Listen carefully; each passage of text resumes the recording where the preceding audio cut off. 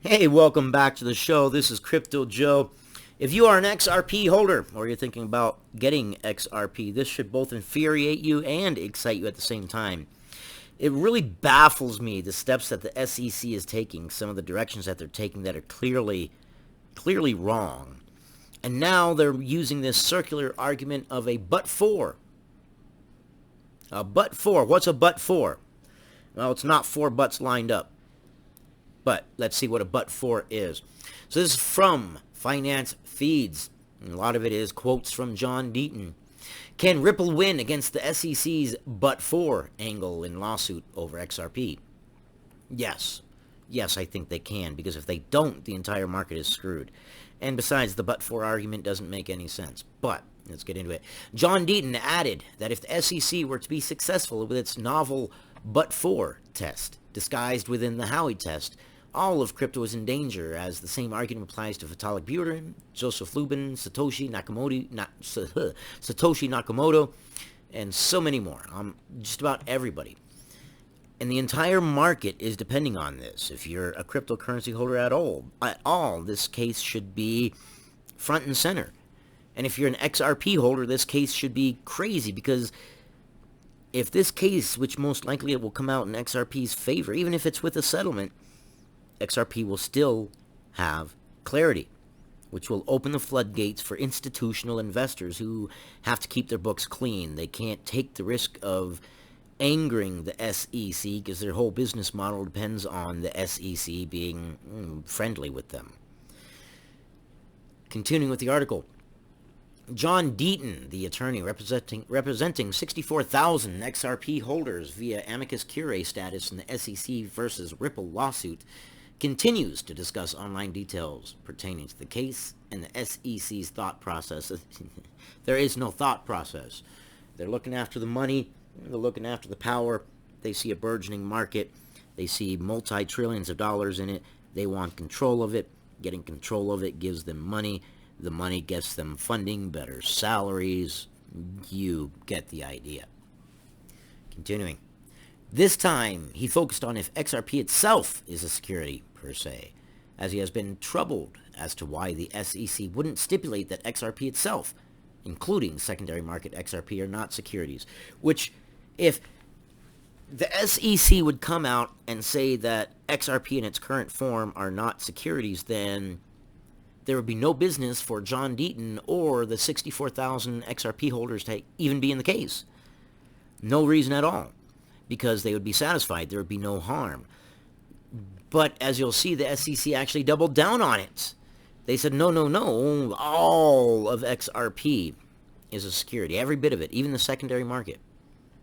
Say what? Continuing with the article. Judge Annalisa Torres has recently ordered the public disclosure of exhibits that are expected to be used against Ripple, including an email that Brad Garlinghouse sent to employees and an email from Chris Larson in an exchange with an XRP holder who was asking him about the price and price dynamics of XRP. I don't see anything wrong with that. I've asked people about places I invest in for more information. That doesn't necessarily make it a security. Both of those were analyzed by attorney Jeremy Hogan. Why the SEC didn't get rid of amicus counsel? Yes, why didn't they?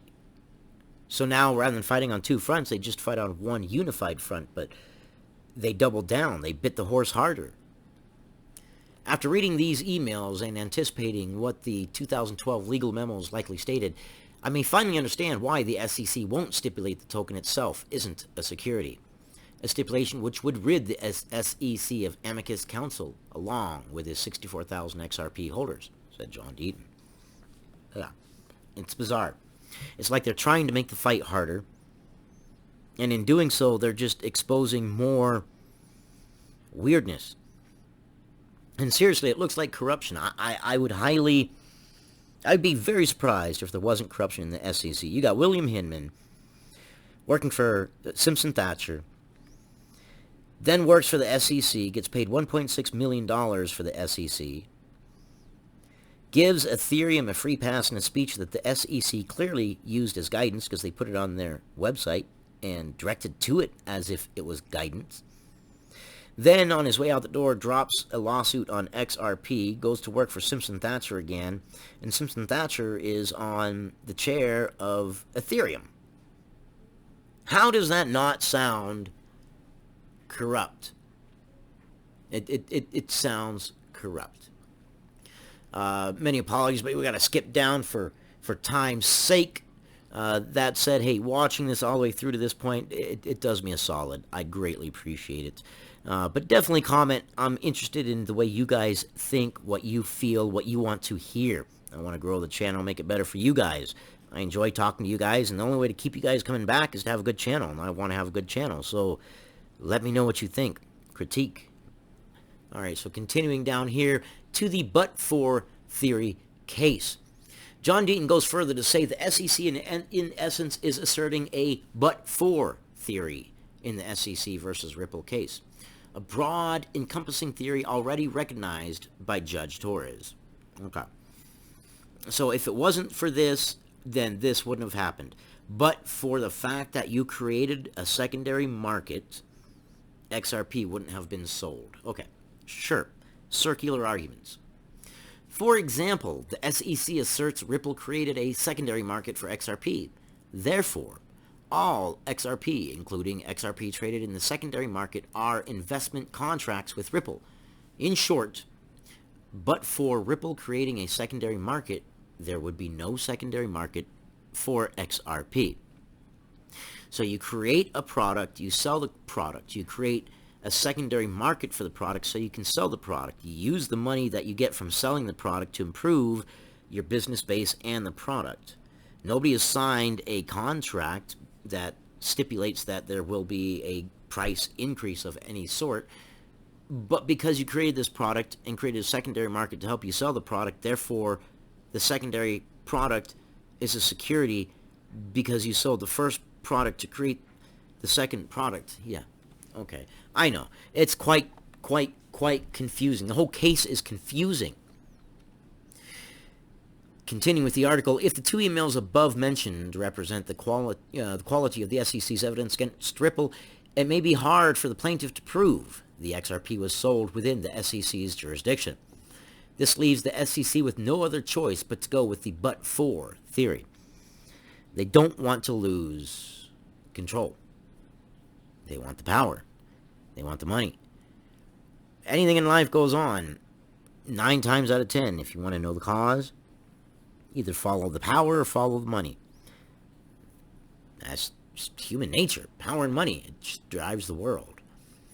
Thus, the SEC must prove Ripple made promises or inducements that led XRP holders to form a reasonable expectation of profits based upon the efforts of Ripple, its executives, or affiliates. Now stop on that one. Doesn't that sound like 99.99999% of all investments?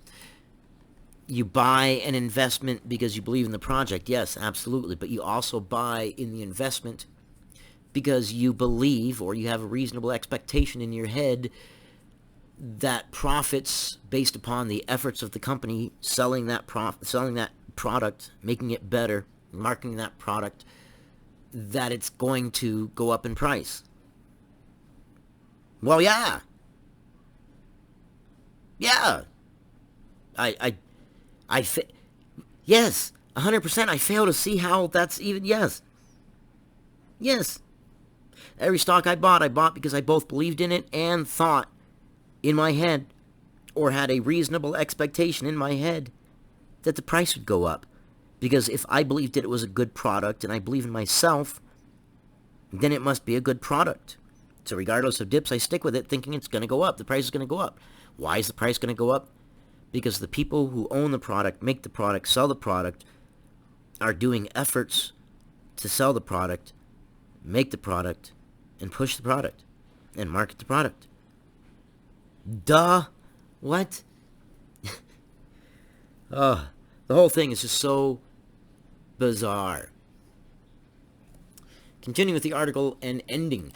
If the truth matters, the SEC will fail miserably attempting to meet that standard. Yes, they will. John Deaton added that if the SEC were to be successful with its novel but-for test, disguised within the Howey test, all of crypto is in danger. Every bit of it. That's what I got for you on this one. Definitely comment. Let me know what you like. Let me know what you didn't like. I appreciate you guys. I appreciate your time, and I will see you guys on the next one.